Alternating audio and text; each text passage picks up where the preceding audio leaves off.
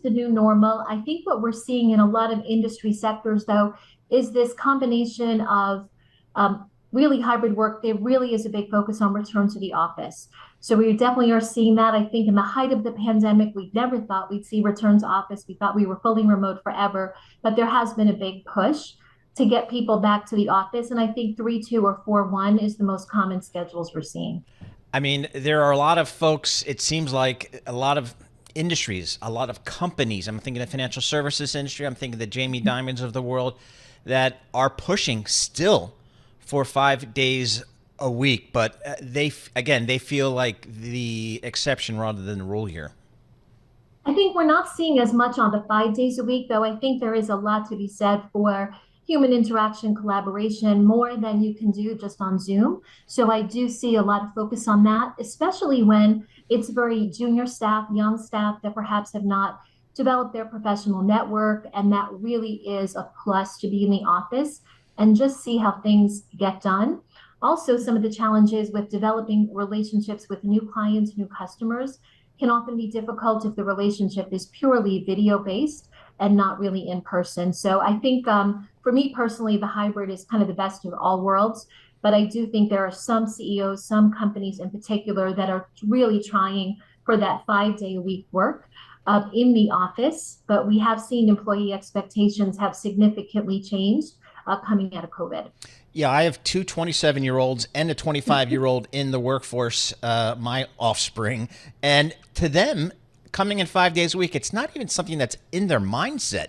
And I kind of feel like this generation, it's just a non-starter. Is that kind of how it seems at this point? I think it certainly feels like that sometimes. I think that a lot of them started their career in COVID, so it's all they know. Yep. But I think, and some of them do have an expectation when they do come into the office, kind of what's happening that day. Is there something exciting? Is there, a happy hour? Is there a lunch? What's happening? Why do I need to be in the office? And I think it's because they haven't seen the benefits of that kind of collaboration full time. So I think that's the important message to get to all of them for sure.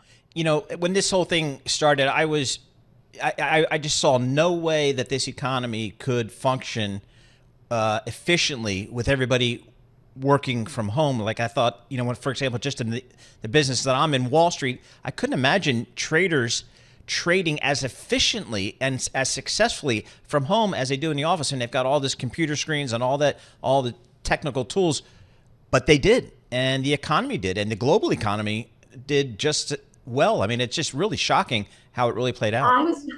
I was one of those that thought, oh, this will be in place for about 2 weeks and we'll get back to normal. I kind of shared the same opinion that it was going to be hard to really shift to being productive, efficient, and just continue on as if this was a normal. And none of us were really prepared for it, and none of us were really trained properly for it. It's different with organizations now. They're doing a lot of focused training on helping managers understand how to really manage a workforce that's not in the office, how to kind of look at social cues on video, all different kinds of training that we had never thought of putting our teams through before COVID. So certainly a lot more aids and tools to help people. But I agree with you. I don't think we all expected it would be quite so successful without any planning or training for sure. I think one of the unintended consequences, but something that people are starting to think about now is this kind of creating a divide or exacerbating a divide between those people, we'll call them essential workers that have to be in, whether it's on a factory floor or in a fast food restaurant, and those that don't, and those that actually have the flexibility. How big of a problem is that now, and could it evolve into?